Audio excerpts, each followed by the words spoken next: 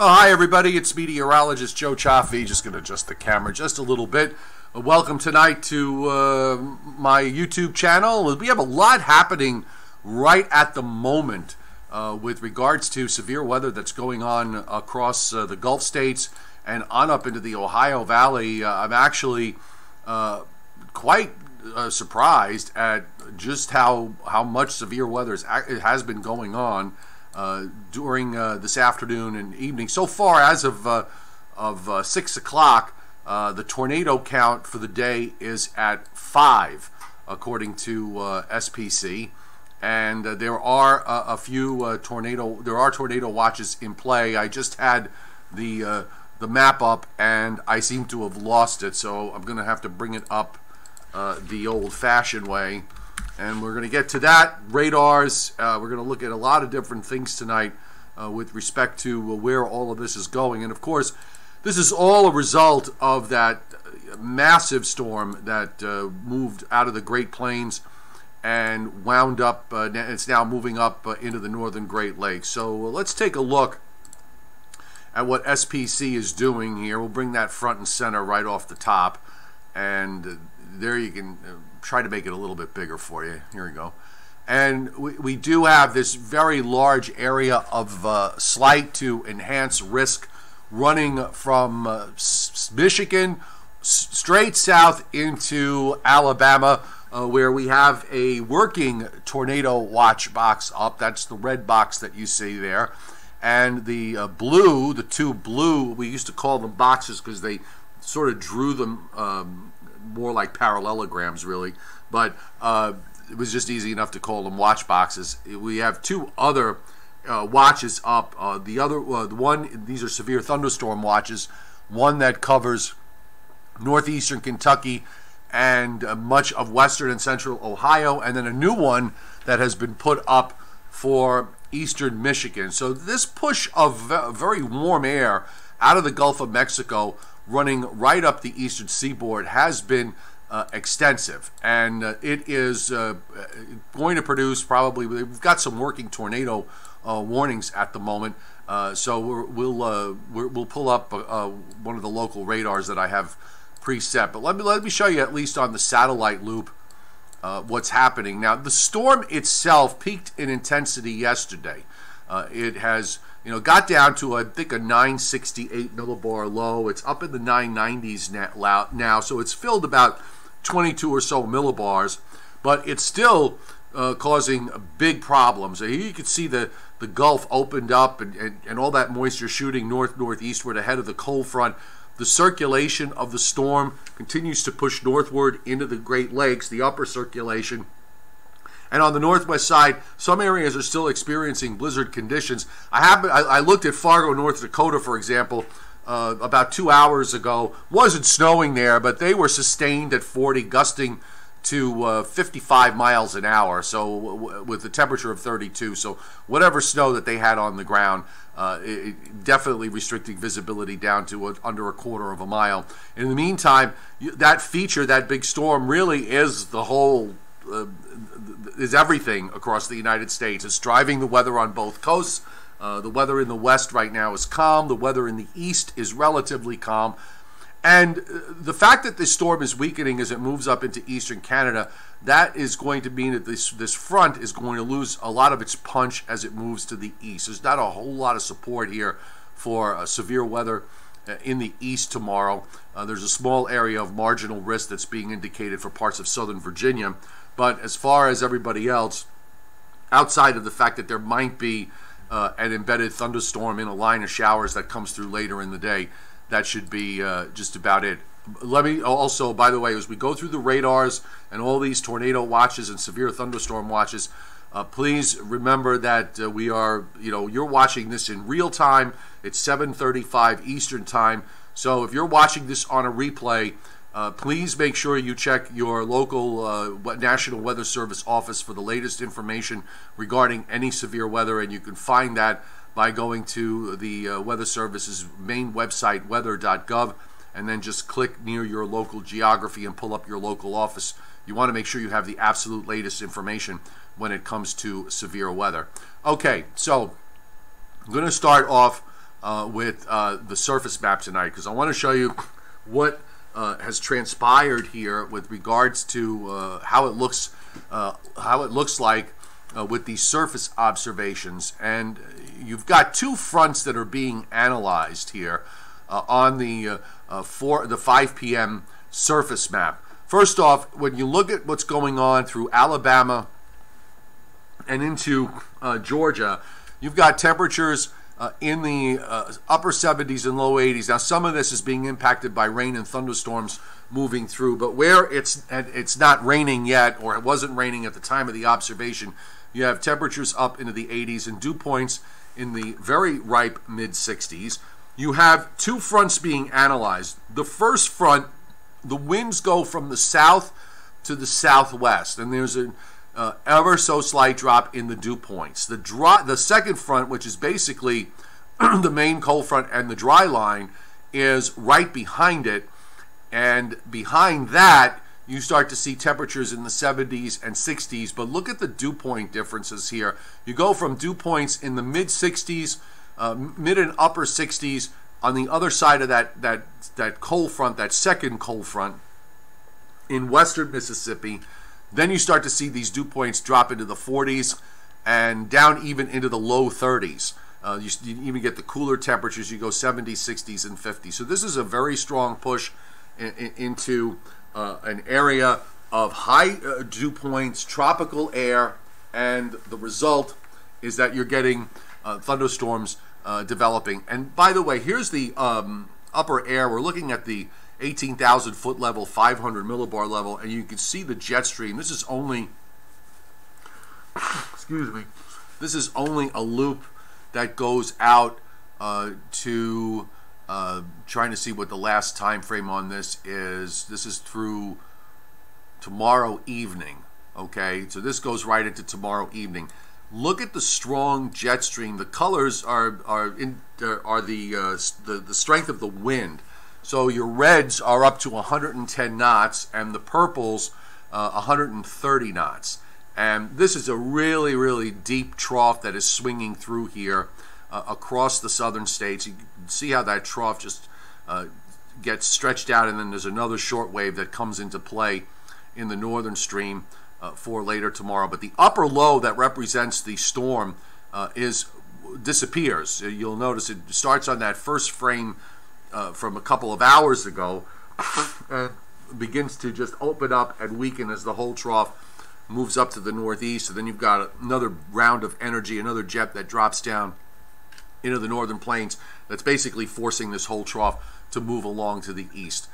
The jet stream, when it reaches our area tomorrow, is not nearly as fierce, and the strongest winds go well up to the north and west of the coast.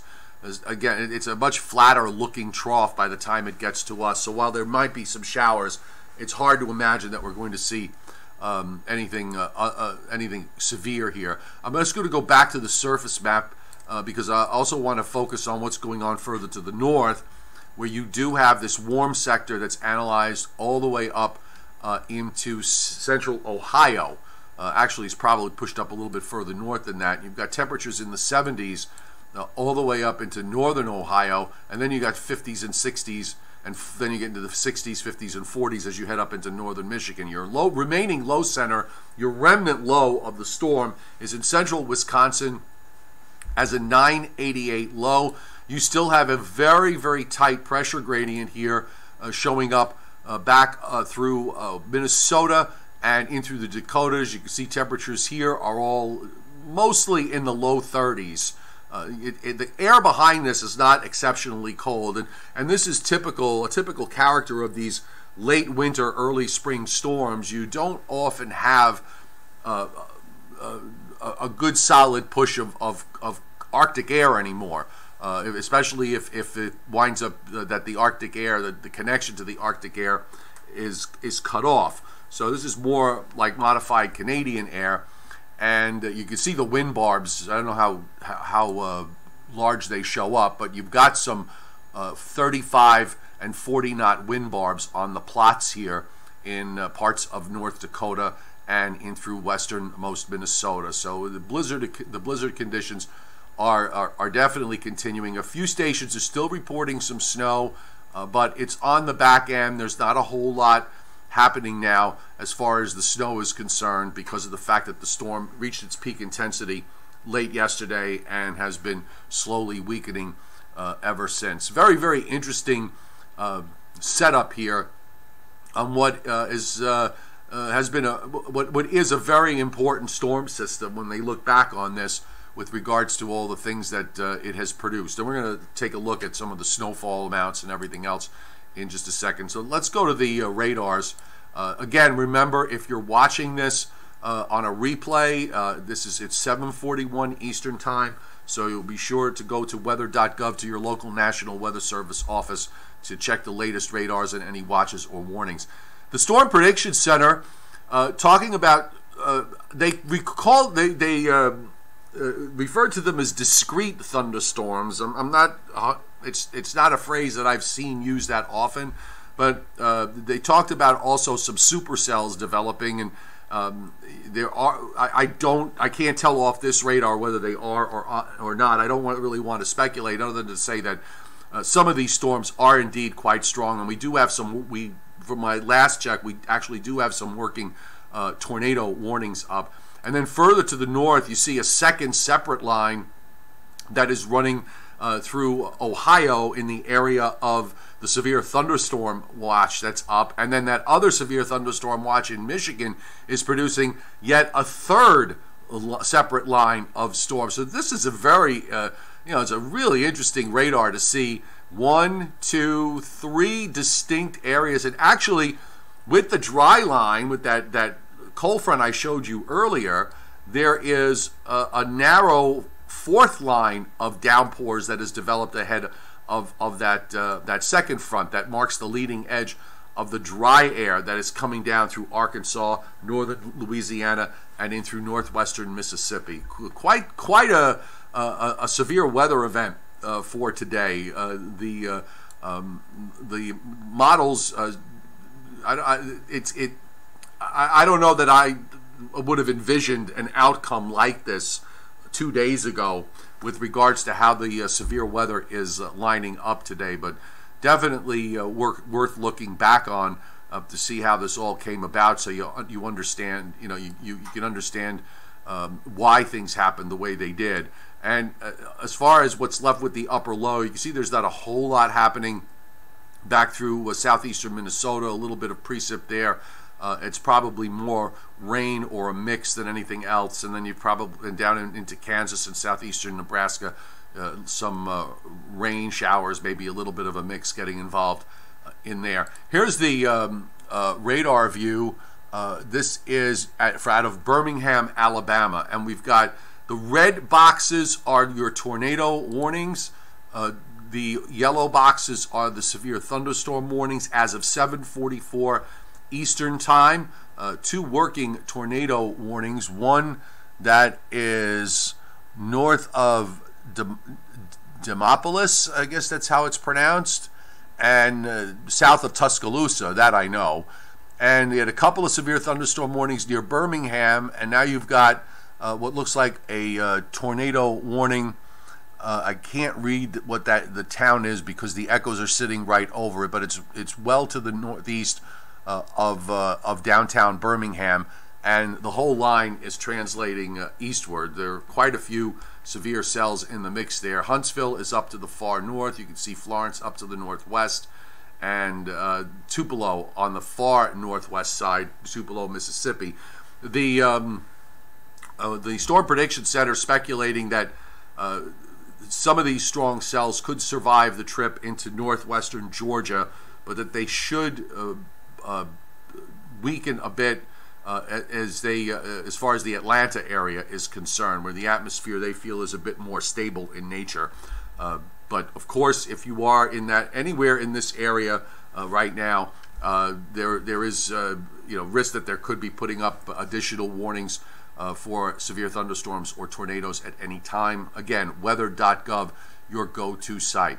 All right, let's switch gears and take a look at the snowfall that was produced in the last 24 hours across the Dakotas. with a patch here of 24 inches in southwestern South Dakota. Pierre getting 8 inches, and Denver looks like the analysis says 4. Now this is in the last 24 hours, so let's go to 48 hours so we can add a little bit more on the bottom half here. And Denver still sits on the edge of 4, although some areas to the west getting as much as 18. Also some 24-inch amounts as you head to the southwestern part of the state. And the 72-hour snowfall is more concentrated to the south and west as the storm was coming out through Utah and parts of Arizona and New Mexico. But you go to the northeast and the amounts do tail off. Bismarck only getting about an inch. Fargo on the far east end only about an inch. So it was between Bismarck and Fargo that the heaviest snows kind of poked the nose in there. As always with blizzard warnings, it's really about the wind and the visibility and not necessarily the volume of snow. Restricted visibility for several hours or more in either snow or blowing snow under 1/4 of a mile, and you got yourself your blizzard conditions.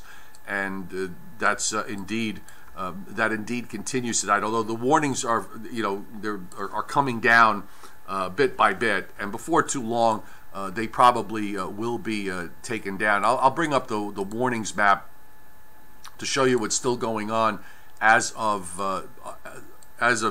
almost 7:50 Eastern time. So from what it was earlier, there are just a few, the eastern part of North and South Dakota still under a blizzard warning. Also, you've got some blizzard warnings still going on in parts of western Nebraska and into southwestern South Dakota. This is the area that got hit with the heaviest snows. The wind, of course, impacting a large area from the northern plains down through the middle Mississippi Valley and then across into the Tennessee Valley. You've got your yellow tornado watch up and the salmon color severe thunderstorm watches that are showing up here, and the green flood watches, and the light blue the winter weather advisories. Calm conditions on both coasts. You've got some preemptive, you've got some flood watches up in northeastern New York and up through northern Vermont. As those showers there and some snow melt, because that warm air is going to go all the way up into New England from this before the cold front goes by. So some preemptive flood watches well up into the north in northern New England. The forecast going forward, I just want to make sure, what did I have here? Okay, so that's the... All right, so there's your, once again, SPCs. Actually, a new tornado watch has just been issued as of 7:50, okay? And this is for Alabama and parts of northwest Georgia. So there's a new tornado watch in addition to the one that is to the west of there in Alabama, and that continues. This was actually issued just 8 minutes ago. We still have those working severe thunderstorm watches up to the north. So let's focus now on where we're going forward with this, as the one storm that dominates the whole weather scene runs up to the northeast. We see how that low just jumps from where it is this evening in northeastern Wisconsin and then up to James Bay in about 6 hours. It's continuing to move along. Pressures are holding its own. It doesn't look like it's getting any... Actually, the pressure falls again as the first low, the occluded low, dies out. A new low center forms, and that low deepens to about an 85 low. It's way up to the north here by tomorrow morning. So the trailing cold front runs south from there into western Pennsylvania and down into the Gulf states. There are some showers and probably some thunderstorms embedded in there. And as we move it to the East Coast tomorrow, late afternoon and evening, it really doesn't hold together very much. Remember, this is not what the radar is supposed to look like. This is actual what the model is predicting in terms of rainfall, and it's only on the order of about a 1/4 inch or a little bit more in my area from eastern Pennsylvania to southern New England. Can't rule out that there won't be a rumble or two of thunder. I just don't think that there will be any severe weather. The gradient is still pretty tight, so once that goes out, You're going to see breezy conditions, but improving weather conditions as we go through the weekend. Saturday, except for the Gulf Coast and maybe over Florida, will be clouds and showers. The nation is really going to be on the quiet side weather-wise. Virtually all of the country, from one end to the other, will be enjoying a dry Saturday, albeit a cooler or colder Saturday, and an even colder Sunday in the Northeast and in the Mid-Atlantic states as we get some colder air to come down from Canada. Now there is a weak disturbance, and you can barely find it here. You see that little stripe of snow that's over Chicago Sunday morning? There's a weak little low that is dropping southeastward, and by Monday morning is sitting somewhere over the Delmarva Peninsula. It is very weak. The model is generating a minimal amount of precip here. So I included the chance that there could be a rain or snow shower Sunday night into Monday morning. It really doesn't do very much, and even if it were to kind of gel up a little bit here, once the low goes offshore,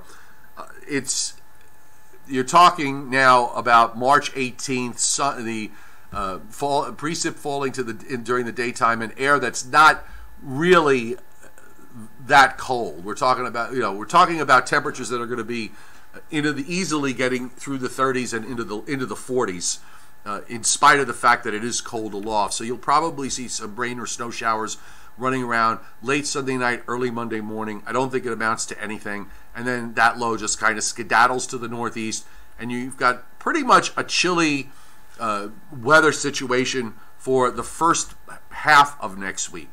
And there's not a whole lot happening here. There's another weather front that drops down into the Great Lakes along about Thursday that reaches the East Coast by Friday.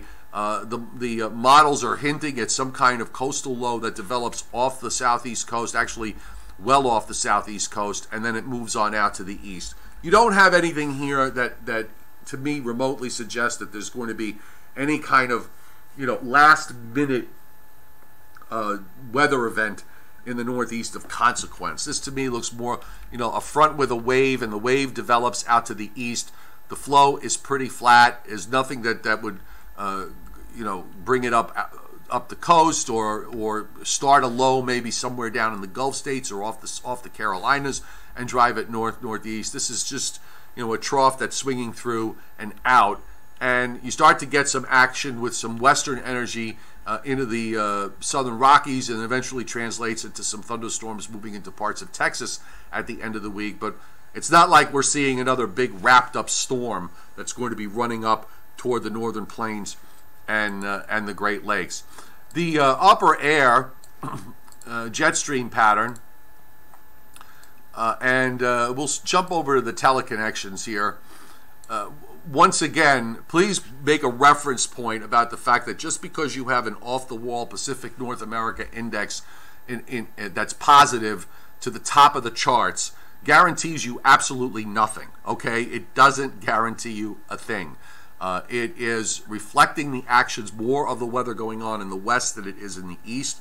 Also, always remember with these indices, they cover very large geographies, so if you've got a trough in the west, quote-unquote west, makes a huge difference if that trough is inland of the west coast or on the west coast or just off the west coast.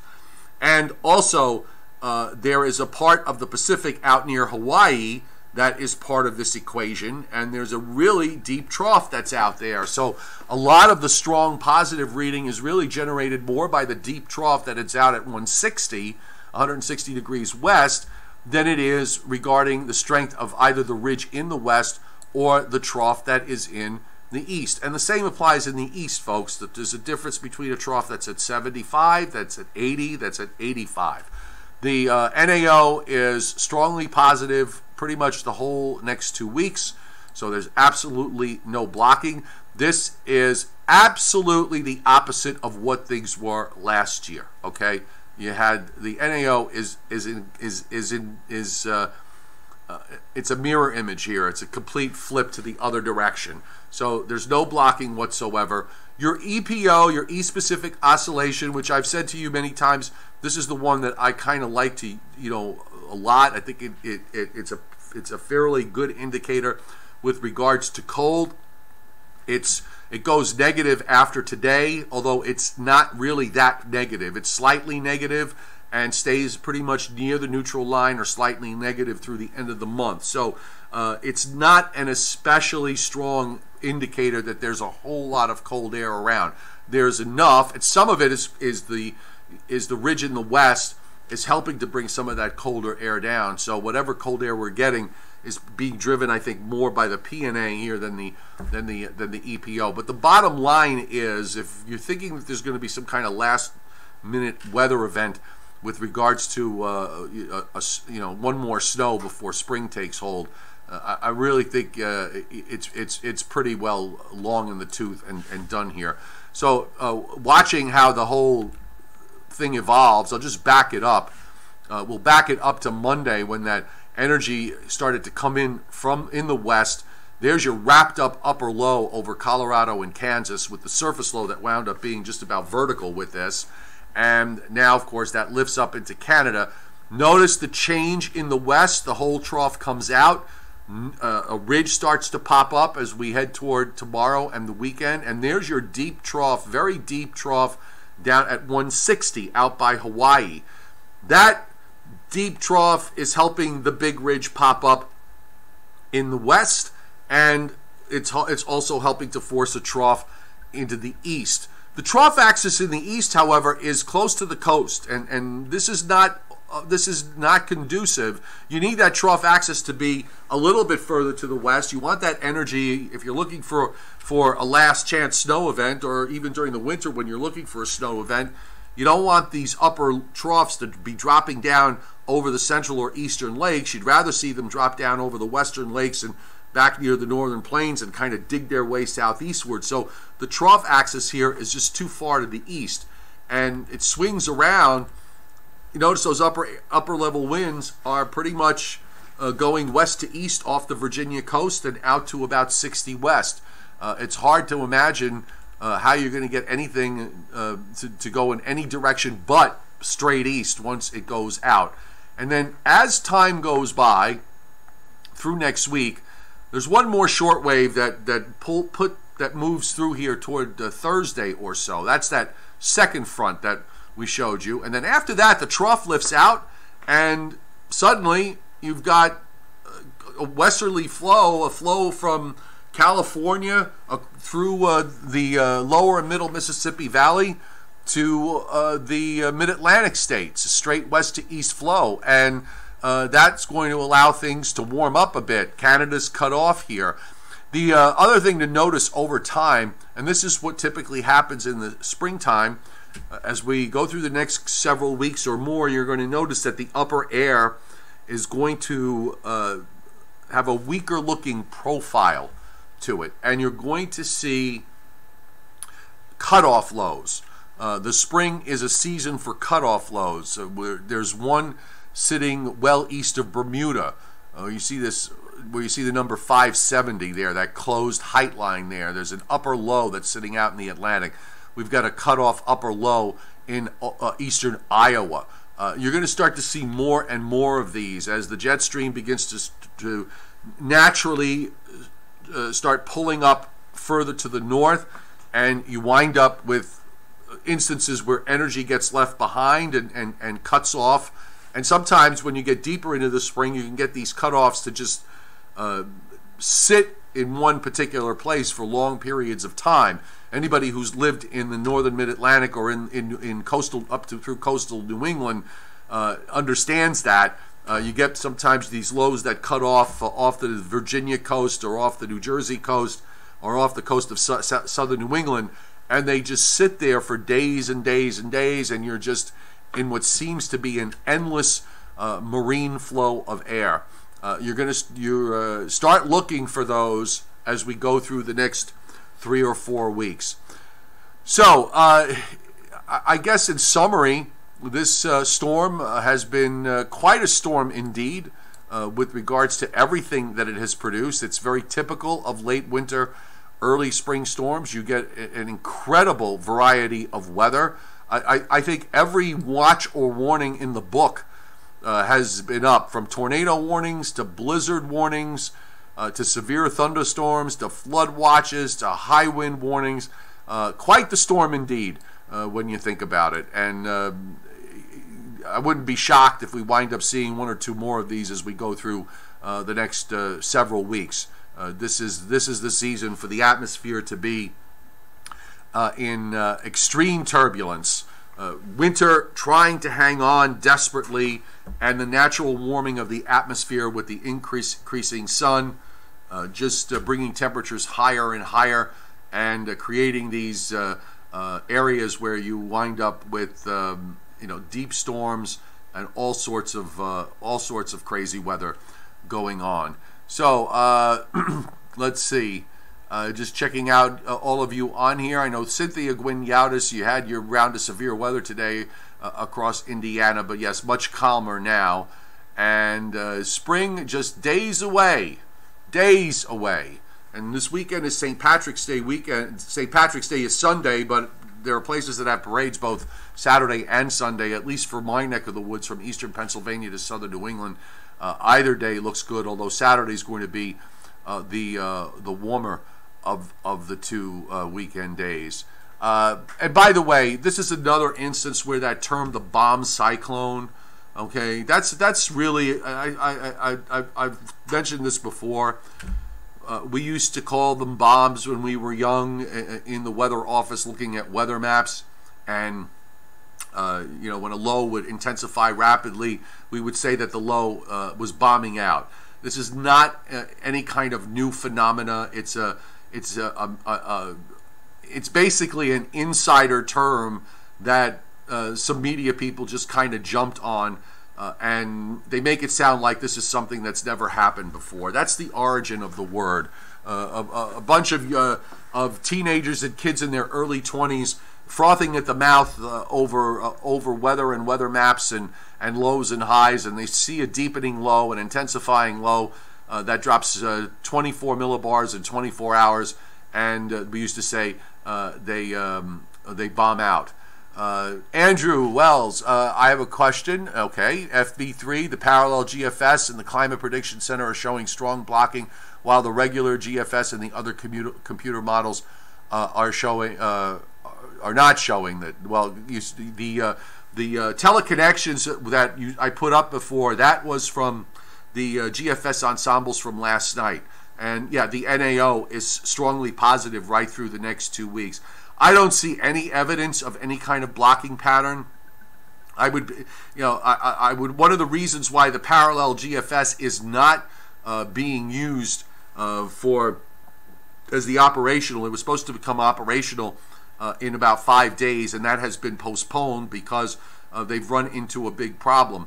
The parallel, in particular, through the winter, was waving the blocking flag many times, and it didn't come through on a single instance. Maybe at times we had the NAO slightly negative, but we never really had a true blocking pattern. So I would be highly suspect of the parallel GFS showing blocking, and rather lean to the other models, which have been much more consistent with regards to showing a progressive pattern. In other words, a pattern where everything just keeps moving from west to east and nothing gets trapped or stalled out in an uncomfortable position. So, yeah, as far as snow is concerned, I just saw it. I don't know. Was it Anthony? I know, Anthony, you like that SOI index. It is slightly negative, and usually when that index is slightly that's the Southern Oscillation Index, by the way. When that index is negative, that's usually good for snow. But you're pushing it now, I think, really at this point, especially since you don't really have any kind of blocking. Mirtha Gunter, 5 days of dry weather. Yeah, and here's the thing: the dry weather. I don't remember the last time that we strung together even two or 3 days of dry weather, let alone 4, because this has started back on Monday for me anyway, Monday, Tuesday, Wednesday, and Thursday. And now, of course, after this system goes by for tomorrow, which isn't really going to produce very much, we've got dry weather. If you just forget that little thing for late Sunday night, early Monday morning, we're basically going to be dry into possibly through next Thursday. So that's a good thing. I'm enjoying the fact that I'm actually getting to see a little bit of sunshine, which has been sorely lacking around here. Johnny Quest, you need to dry out with all the rain and the snow that you've had this winter in the western Virginia mountains. I see Chris Alley is on. Good to see you, Chris. And all the regulars here from Scott Briller and Robert Brown and Timothy Veltman and Amy Hogan is here. So it's nice to see everybody joining in. This is where the troopers are on every day. When we start, the winter season is just about at its end. We're a ways away from hurricane season, so we're in that kind of in-between period where it's basically severe weather and then the occasional cutoff lows, and maybe every once in a while you get a nor'easter that produces wind and rain up and down the East Coast. But this is really a bit more of a quiet time, so the folks take a break. They have a little bit of winter weather fatigue, and understandably so. I'm liking those of you who are here on a daily basis. Thank you very much for coming back day in and day out. 2 years ago, a major nor'easter blizzard conditions in your area. And we're coming up, I think, on the one from last year where I got 19 inches in about 4 hours, which was something. And unfortunately, I was working that night, so I wasn't home to see it. So I just had to read everybody's description and then see what was left of it by the time I got home the next evening. 97 mile an hour wind gust, 437. There were some really crazy winds across from this storm, particularly down in parts of northwest Texas, with 18-wheelers just getting flipped over. It was quite the sight to see. It kind of gives me pause the next time we get a situation here where we've got winds of 50 or 60 miles an hour when I'm driving home and I got a Mack truck next to me. Anthony, the SOI does help with snow in the east and cold, but we have so much going on that is offsetting the index that it's not working. I agree with you. That's an excellent point.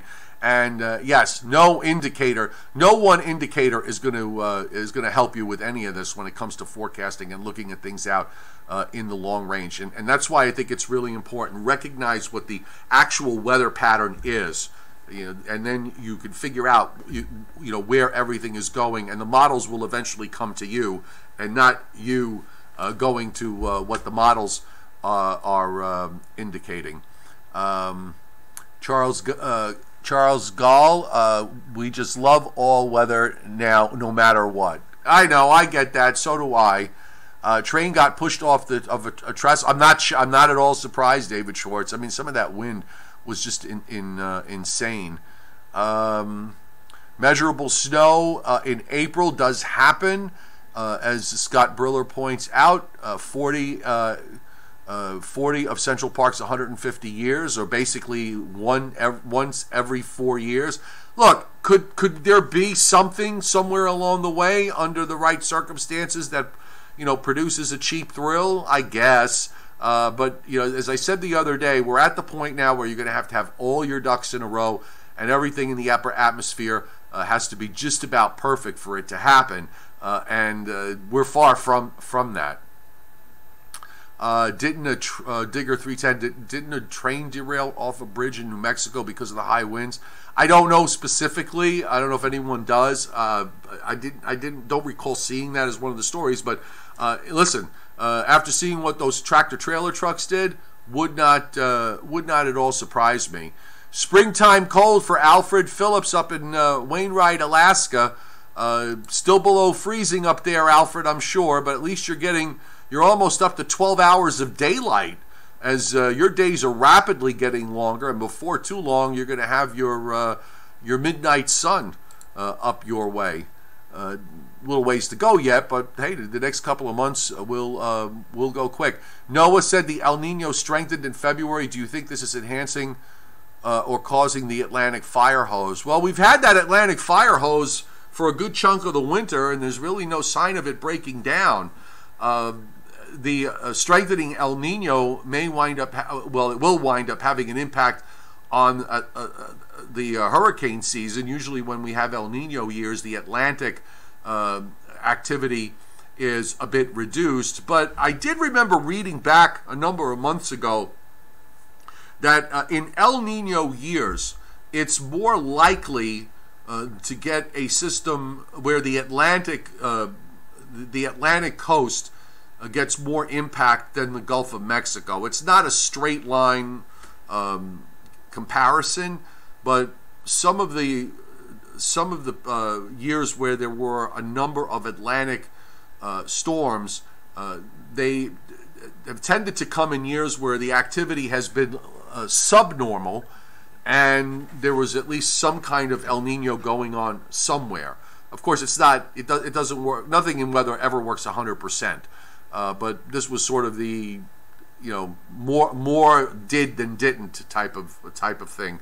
So I don't know if that's going to wind up meaning maybe more activity impacting the Atlantic coast or not. We'll have to wait and see. We're so far, we're still ways away from even the start of the hurricane season. But if the El Nino is strengthening, it's 2 months, you get into mid-May, you start to see the Pacific fire up. Wouldn't be a shocker to see the Pacific firing up early if the El Nino is is still strong and active as we go into the late spring and into the summer months. All right, folks, going to end it here. We're going to end it with Alfred Phillips telling us that there's a minus 42 wind chill right now in Wainwright, Alaska. Nice. Some places winter never does give up, does it? All right, folks, let's end it here. Let me remind everybody again, if you are watching this on a replay, we are finishing up here at 8:12 Eastern Time on March 14th. So obviously the radars are all dated. You're going to want to make sure you check your local National Weather Service office by going to weather.gov and pulling up your local office there. Just find it on the map and click. You want to make sure you have all the latest watches and warnings that are up by the Weather Service. The plan for tomorrow is I'm thinking probably a 7:30 live stream again. Although on Fridays it's always kind of tricky, given the fact that Friday nights people like to let go a bit for the weekend. So if I see what's going on tomorrow, might push it up to 6 o'clock. As the cold front is coming through, there'll be some showers around to talk about at least. But there will be a live stream tomorrow one way or the other. And for those of you who are interested in a more robust weather experience, be sure to check out my weather platform on Patreon. It's a subscription platform. It just costs $2 a month, and you get lots of extra posts, live streams for Patreon members. Plus, you can message me at any time, and you will get a timely response. I just put the link up on the chat board here. And for those of you who haven't done so yet, I think it's time that you download my weather app on Google Play or on the App Store. And here is the link for that. You can just go search on either platform, Meteorologist Joe Chaffee. The app is free. What I will be doing is making some changes as we transition away from winter and we get deeper into the spring. I have added the Storm Prediction Center's weather risk map that I showed you before, and that updates automatically. So whenever you open the app up, you'll get the fresh map with the latest risks, whatever tornado warnings, watches, or severe thunderstorm watches that are at work, and the radar is laid behind it. So I put that on there. I'll gradually start scaling off the snow forecast maps and replacing them with other things as we get deeper into the spring and the summer. I'll probably put some hurricane stuff on there, maybe a couple of satellites, and if I can manage it, the tropical weather outlook, so you'll have access to it all in one place. And the app is free, so you can just download it. I just put up the link for that. And one other way to support my channel, and this doesn't cost you anything if you shop on Amazon. Here's a link to take you there. You don't have to purchase what's on the my shop page. You just use the search box and search, and go ahead and do what you got to do, and get what you got to get. And Amazon throws me back a little bit of coin out of their pocket, and I could get a couple of cigars out of it. We're a participant in the Amazon Services LLC Associates Program, which is an affiliate advertising program designed to provide a means for us to earn fees by linking to Amazon.com and its affiliated sites. Mike Bologna, it's time to cue the fat lady. Okay, she is singing, and we are pretty much done. I doubt we're going to see any surprise from that little system Sunday night into Monday morning. And even if we wind up with a coating, that doesn't count. I'm talking about an accumulating snow, one that requires the salters, sanders, and plows to go out. That to me would be the definition of a last chance snow event. So yeah, I think the fat lady is starting her aria. I can hear it I can hear it from here. All right, everybody have a great night. Be safe if you're in areas getting hit by severe weather, and we'll see you tomorrow.